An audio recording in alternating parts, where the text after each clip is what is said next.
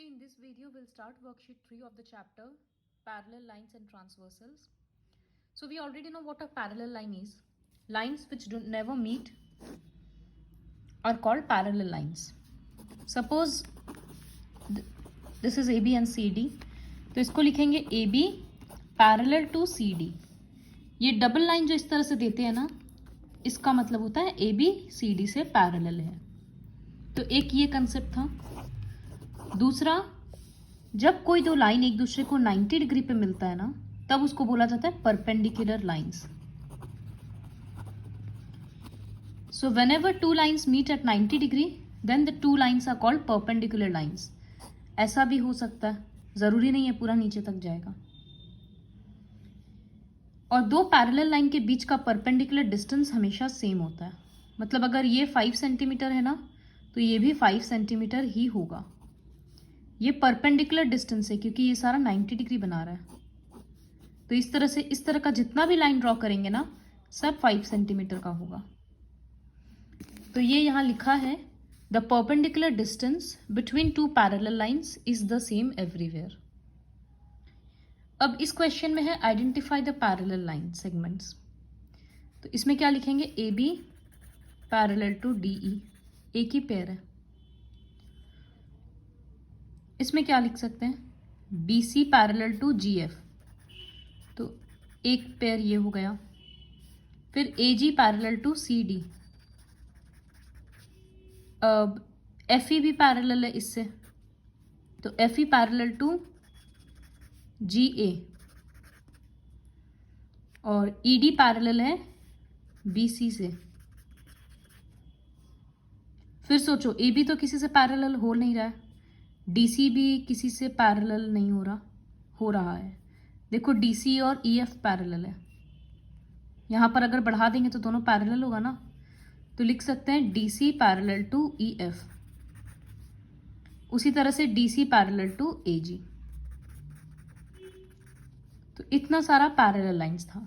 जरूरी नहीं है हमेशा सामने सामने ही होगा, इस तरह से भी हो सकता है. इमेजिन करना होगा कि इस लाइन को अगर एक्सटेंड करेंगे तो ये इससे पैरेलल हो रहा है और इससे भी हो रहा है. तो इस तरह से क्वेश्चंस करना होता है. और भी अगर है तो खुद से ढूंढो. नेक्स्ट, इसमें जैसे एक लाइन देखो, ए बी किससे पैरेलल हो रहा है, सिर्फ ईडी से. तो A B parallel to ED. इस तरह से ढूंढो, एक एक लाइन देखो वो किससे किससे पैरेलल हो रहा है और लिखते जाओ. Same goes with this. इस तरह का जब कंफ्यूजिंग फिगर होता है तो हम एक लाइन ले लिए एफ ई, उसको हाईलाइट कर दिए. अब ये बी सी से पैरेलल हो रहा है और किसी से हो रहा है नहीं. तो इसी तरह से डी ई इससे होगा और ये एफ डी ए सी से होगा. तो वो सब लिखेंगे यहाँ पर. Next question is give 3 examples of parallel lines from your environment. तो opposite sides of a notebook, opposite sides of the floor, opposite sides of blackboard, इस तरह से कुछ भी लिख सकते हैं. ये क्वेश्चन है कि क्या ये दोनों लाइन पैरेलल है. नहीं.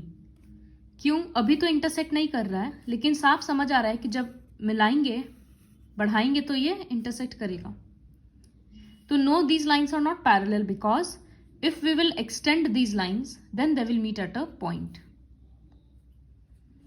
Now we'll start the brain teasers. Opposite edges of a rectangular blackboard. Rectangular blackboard का opposite edge मतलब opposite sides क्या होता है, parallel. In the given figure, T is a transversal to lines L and M. L और M को वो दो जगह पे इंटरसेक्ट कर रहा है, तो ट्रांसवर्सल है, ठीक है. अब A और B का क्या रिलेशन है, क्या वो ऑल्टरनेट एंगल्स है. नहीं. ऑल्टरनेट होने के लिए ए के साथ ऑल्टरनेट यहाँ का एंगल होगा और बी के साथ यहाँ का. जब इस तरह से पास पास में रहता है तो उसको हम लोग लीनियर पेयर बोलते हैं. क्वेश्चन सी में पूछा है कि कॉरस्पॉन्डिंग एंगल का कौन सा पेयर है.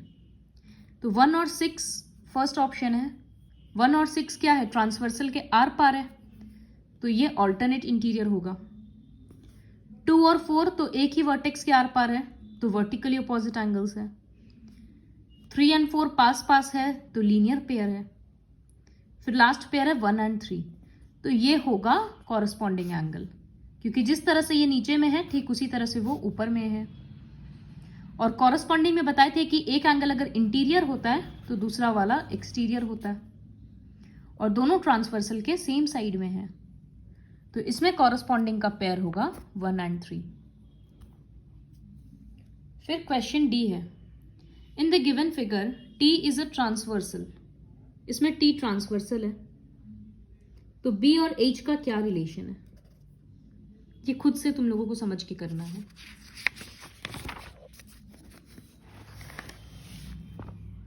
In which figure given below the angles marked are alternate, तो कौन सा एंगल मार्क किया हुआ है जो ऑल्टरनेट है। ऑल्टरनेट के लिए इसके साथ यहां पर होना पड़ेगा, क्योंकि एक ही लाइन के आर पार होना होता है, और अगर इसके साथ का ऑल्टरनेट ढूंढेंगे तो यहां पर होना होगा। तो ऑब्वियसली इस तरह का फिगर 4th में है, so this is the answer. You'll do this questions on your own. ये वाला तो खुद से करना है, पैरेलल एजेस बोलना है। यहां बोला गया name all the transversals to the line segment AC and FD। इसका मतलब क्या है कि AC ये रहा और FD ये रहा, तो सारा ट्रांसवर्सल्स का नाम दो। ट्रांसवर्सल मतलब क्या कि एक लाइन जो दोनों को इंटरसेक्ट करेगा अलग अलग जगह पे, तो AF, BE और CD, ये रहा 2 लाइन, और ये 3 लाइन इन लोगों को मिल रहा है, तो आंसर होगा AF, BE, CD। Question C और D खुद से करना है। D वाला देखो, from the given figure right in 2 pairs of perpendicular lines, तो ये एक स्क्वायर है ना, तो सारा ही एंगल 90 है। तो जैसे अब AD एंड CD परपेंडिकुलर हो गया ना, क्योंकि 2 लाइन है और दोनों 90 डिग्री पे मीट कर रहा है। इसी तरह से पास पास का सारा ही साइड परपेंडिकुलर है, तो एक एक पेयर बनाकर ऐसे लिखना है। क्वेश्चन 3 में है write the name of the angle alternate to 3, खुद से करना है।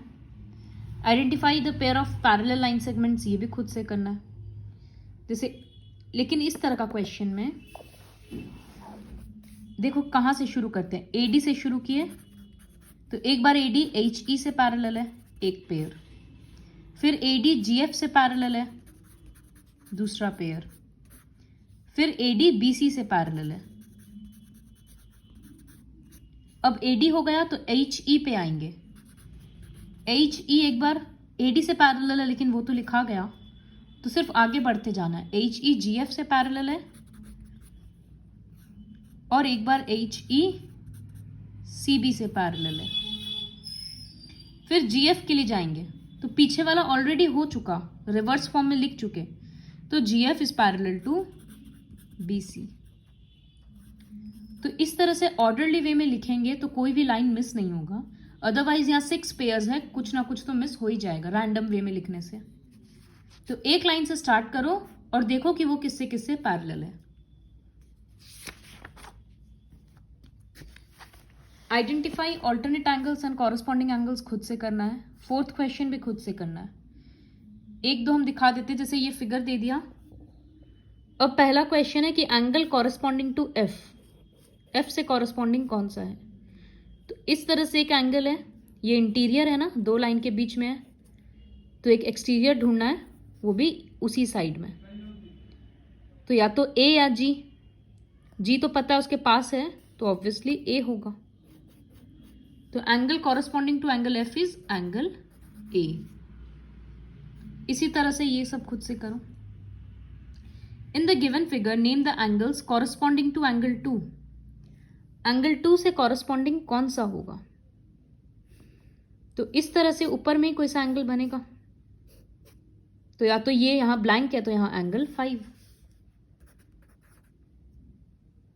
ऑल्टरनेट टू एंगल 1 से ऑल्टरनेट मतलब ये बाहर में है, तो कोई एंगल बाहर का ही चाहिए, और वो भी ट्रांसवर्सल के इस पोर्शन में, तो 1 के साथ 6 लिख सकते हैं। So angle 1 is alternate with angle 6. Like this, you have to complete all the questions with the help of this video from worksheet 3 and brain teasers.